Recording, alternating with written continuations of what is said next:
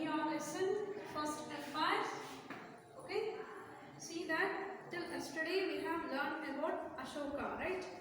Ashoka. Okay. And we came to know that about Arthashastra and Mauryan empires and about Ashoka.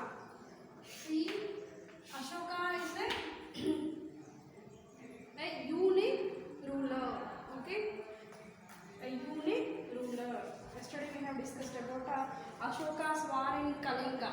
At the Kalinga war times, of course, he won that war even though he just gave back. Yes or no? So why he gave back also? That reason also we have learned yesterday. Yes or no? And the Dhamma word is used by Ashoka. Okay? This Dhamma is Prakrit language. The meaning is Dharma. Okay? Dharma means Dharmamu, Satyamu, Nyayamu. Okay, your parents will use some of the words you might have heard, right? You might have heard from them. Yes or no? See that the meaning is Dharma. Okay, don't confuse at all. Okay, see here. The next topic we are going to know now. What was Ashoka's Dhamma? Okay, he told about every people have to be follow the Dhamma, right? So, what was the Ashoka's Dhamma? We are going to know now. Okay, see here. He gave some words. Okay, he told some words to the people. Okay, and then he just got he is in the position. He saw many situations. For even for small things also people have started quarreling. Okay, even they are disobeying of a normal rules also. Okay, and he saw many problems, and then onwards he gave some of dharma. Okay, so what was that? And the God, whatever the words he got, he came to know by the Buddha, inspired by the Buddha speeches. Okay, and always he thinks that himself. Okay, he just wants to say to the people, like how a father is teaches to the children, right? Same as in the way Ashoka also wants to give the questions or also information to the people. Okay, right? See here, Ashoka Dhamma did not involve worship of a god. He is not saying that worship this god, Vishnu or also Shiva or also Christ, like that. He did not told that worship of any of a god. Okay, and performance of sacrifice. Okay, he did not perform any of the sacrifice in his life. Yes or no? He did not like that. He felt that just as a father tries to teach his children, as I told you, right? He felt that a father, how he treat and teach to the children, right? Same as in the way he also taught to the people, like he felt like how the teacher is father teaches to the children, right? Same in that way. He was also inspired by the teachings of Buddha. Okay, he was also inspired by the teachings of Buddha. Okay, there were a number of problems that troubled him, as I told you just now. Number of problems he just troubled him. Okay, people in the empire followed different religions, and these sometimes led to conflict. Okay, animals were sacrificed, slaves and servants were ill-treated. Okay, animals are there. They are sacrificing in front of the gods, and slaves. Okay, slaves also ill-treated by other people. Okay, see, and the servants also ill-treated by the landlords and all. Okay. Besides, there were quarrels in families among us with the neighbors. Okay, even with the neighbors also, quarrels were started. Okay, Ashoka felt it was his duty to solve all problems. Okay, Ashoka king felt that his duty to solve all these problems. Okay, so he appointed officials known as Dharma Mahamatra. Okay, Dhamma Mahamatra. Understood? See, why he appointed officials? To teach his information to the people according to the Dhamma. Okay, he appointed these officials Dhamma Mahamatras. Okay, and he told these people to go to the one place, the next place, and teach about the Dhamma and what should we follow, how should we live. Okay, that all. And Ashoka is giving information to these Dhamma Mahamatras. Okay, and even this all, whatever the Ashoka's inspirations were there, no, that all not only for India, even he gave to other countries also, Syria, Egypt, Greece, and Sri Lanka also.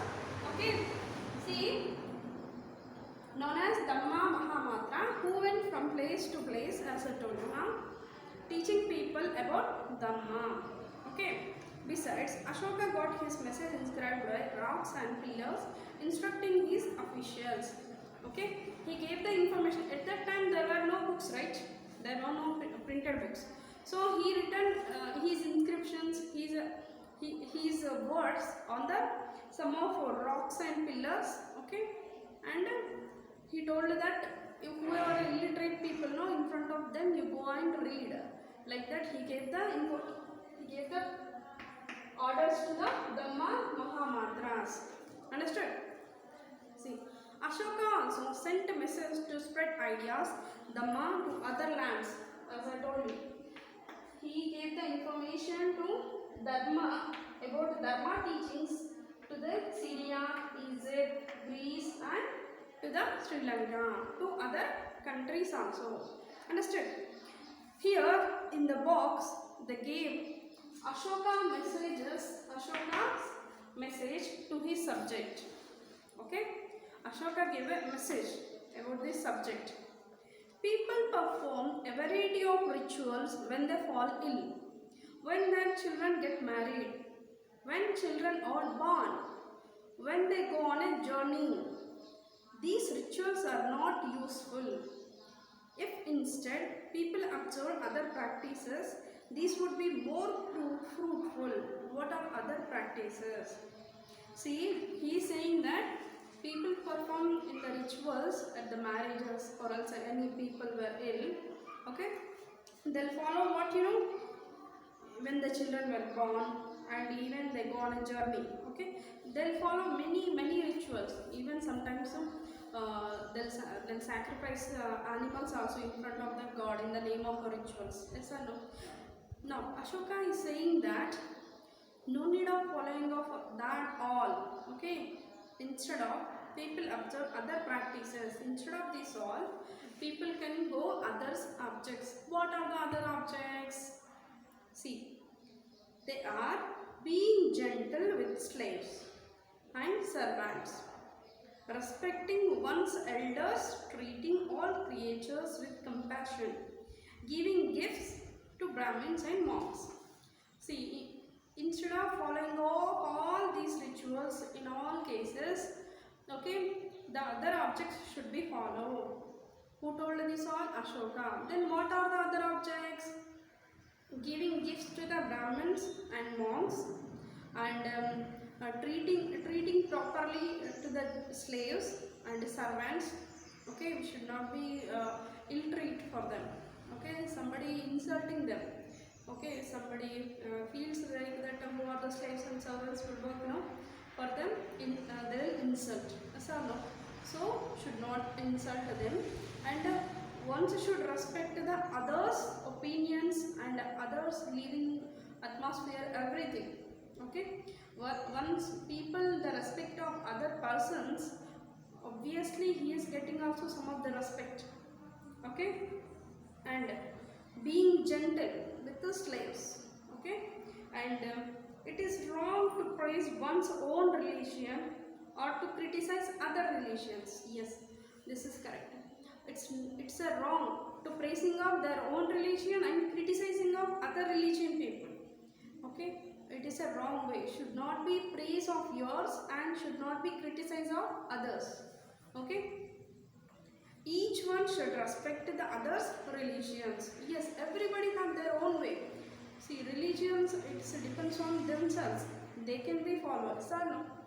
So should respect the others religions. And if one suppresses one's own religion while criticizing others, the one is actually doing greater harm to that one's own religion. Here, do you understand the topic? If this person, see for example, I am a Hindu religion. If I criticizing of any Muslim or Christian religion, okay, if I criticizing of other religion, that is, here I am doing very harmful to my religion first of all. Okay, so if I criticize the other religion, that is so harmful to my religion. Understand? Yeah. Therefore, one should try to understand the main ideas of other religion and respect it. Understood? We have to understand other religions, whatever their practices and all. Okay, understood? And as well as we should respect it. We should respect it. Of course, they might have maybe in this process. Like that, we should respect it and we should not be criticized. Understood? So these all are Ashoka's words. Okay?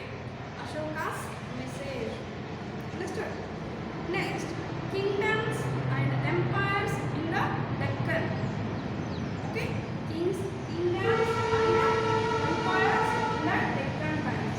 Here, around the time of Mauryans conquered the Deccan from Godavari river to Krishna Tungabhadra river valley. Okay, Deccan means nothing but south. Don't you think anything? Okay, Deccan means south.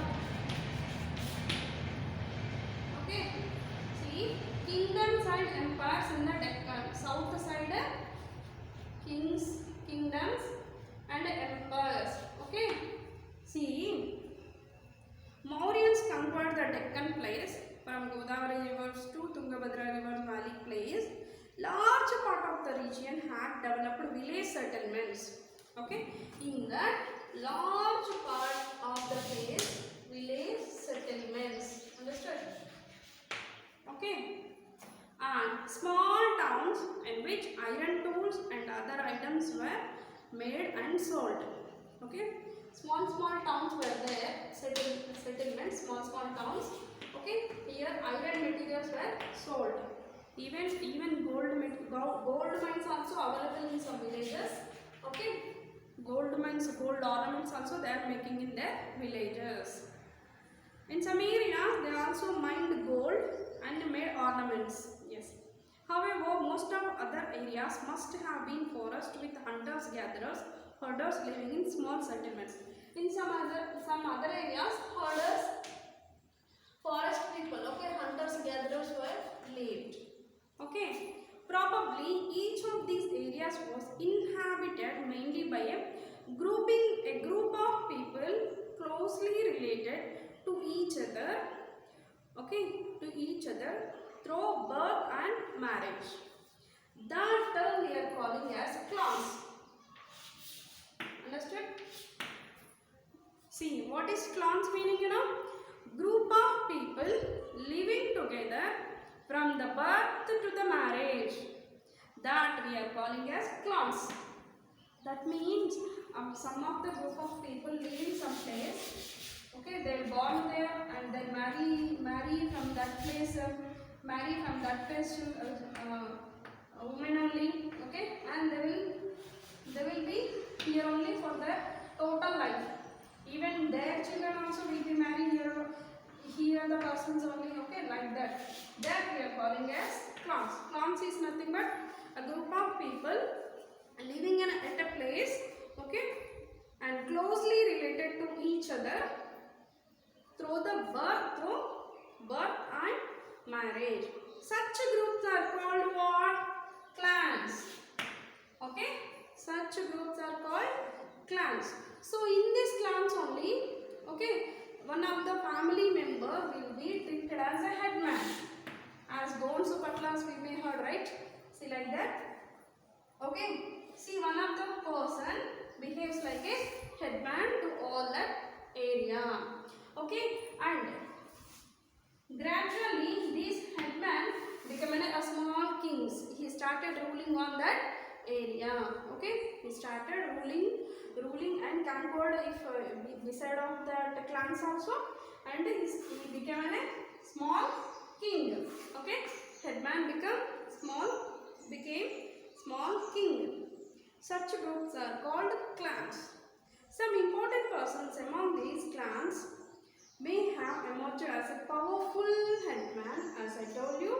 Okay, and may have emerged as a powerful headman who led them and settled their internal disputes. They gradually grow wealthy and powerful and ruled in a clan area. They will become a powerful also. Okay, they will become a small kings. Okay, here soon after Mauryan Empire ended. Okay, then soon after Mauryan Empire ended. Okay, see, many headmans of such clans emerged as small kings, as I told you. Okay, among them were Shatavahanas. Okay, you might have known about this. Shatavahanas. Okay, see, Mauryan Empire at that time become an end. At that time, these clans, headmans became a small kings. One of that is Shatavahanas, who managed to build a large kingdom. Okay, which extended from banks of Narmada river to the Krishna Godavari delta. Shatavahanas also one of the headman or as a small king. See, these Shatavahanas expanded their kingdom from Narmada river to Godavari river. Okay, and these Shatavahanas took out all the many of the clans into under control of these Shatavahanas, but gave the full permission to rule their clans as they wish. Okay, just he took out as into his control. Okay, Shatavahana kings took out all the many clans into their control, but he did not insisting of any of his rules.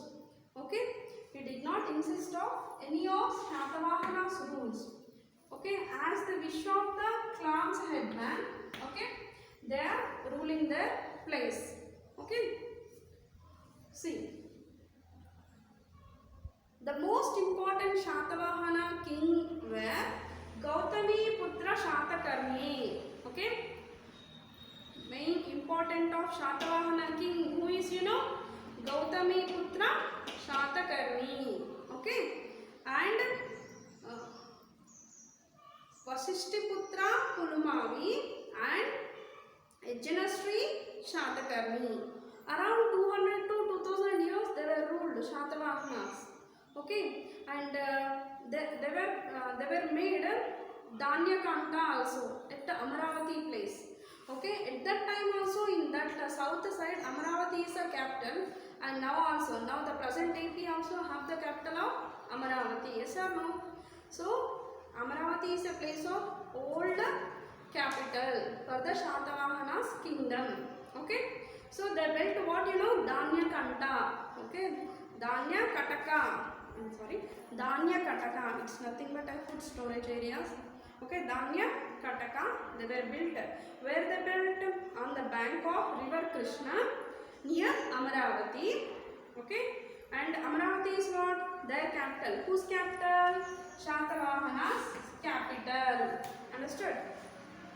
See, Shatavahanas tried to bring the various clan headmen, small kings under their control. Yeah, I told you. See, Shatavahanas brings the remaining all clans, okay, under their control. Okay, and allowed them to function their wish. Okay, many of these headmen, women of their families and traders, etc., contributed to Buddhist monasteries and stupas built in Amaravati, Battiprolu and Vadlamanu, etc. The Shatavahana kings made large donations of land to the Brahmins and monks. Okay, see these Shatavahana kings' times. Okay, Shatavahana's times, these kings donate lands to Buddhists and monks, and that land also they need no need of paying taxes. Okay, tax-free lands. Okay, and trade with the distant places. Shatavahana's times they started the trading to the distant places. Okay, far away also they started trade by using the boats. Okay, by using the boats for carrying of goods. Okay, by seaports they were traveling to the Bengal. Okay, and they started the trading. Okay, and at that time even with the Romans also they have started trading. So that's why we got the some of inscriptions of Roman style of some of parts also. Okay, and the merchandise were probably transported in the boats. Okay, along with the sea coast. Okay, Krishna River to the interior towns like interior towns like Amaravati.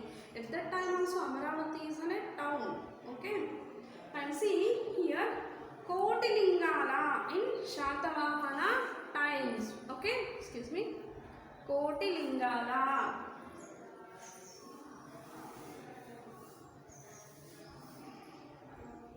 See, the next topic is what you know? Kotilingala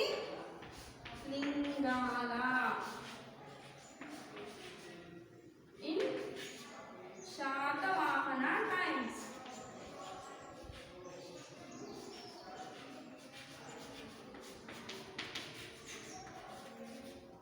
See, Kotilingala is situated at the confluence of Peddavagu and river Godavari in Jagatyala district in Telangana, upstream side Sripada Ellampalli project.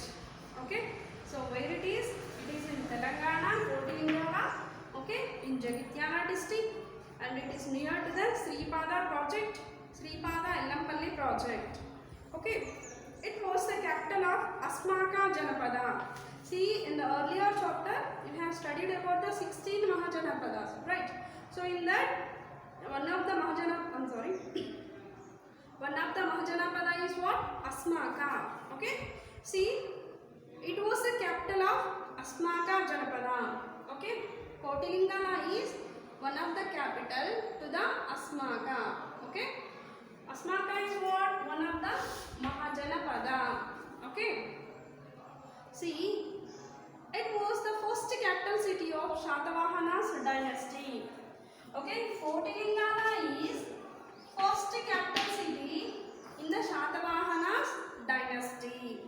Okay, see, during excavations, it yielded a good number of silver punch marked, okay, pre-Shatavahana, Shatavahana and Ishwaku period coins, valuable antiquities such as pottery, terracotta figurines, okay, large quantity of ceramic wares, okay, and a ring well constructed with the clean bricks, okay, and was also found several coins like of Simuka, and okay, these all found in the place of Kotilingala. You might have can see here Kotilingala pottery the game. Okay, see this is all excavations at that time.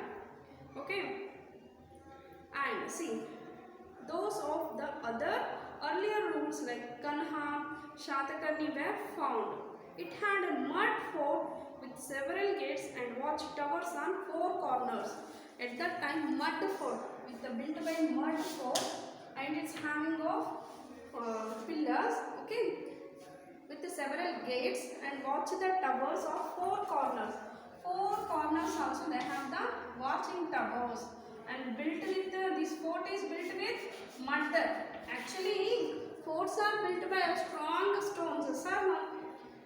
But in Shatavahana's times, in the Kotilingala place, and fort is there that mud fort.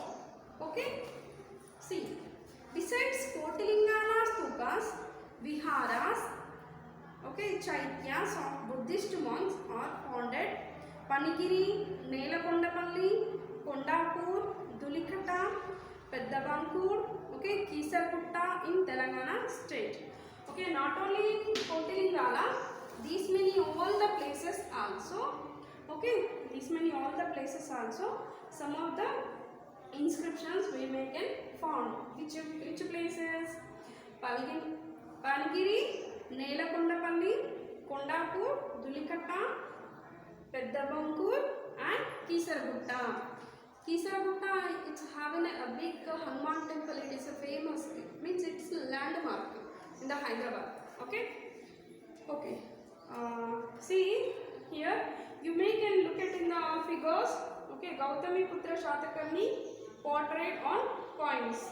On the coins, Gautami Putra Shatakarni's figure out is also there. Okay, and Kotilingala coins. Okay, and exhibitions of some Kotilingala's pottery. Okay, and here King Ashoka replica of Kandanahani in Karnataka. King Ashoka's some of the image they gave here. It is in Karnataka. Understood? So all you have to read the lesson. Try to understand, right? And see, when you are reading, if you have any confusions also, you might have know by some of once again to read out this lesson. Okay? And of course, whatever I taught you, you have to be follow. Then you will understand. Okay? I'll continue the lesson in the next session.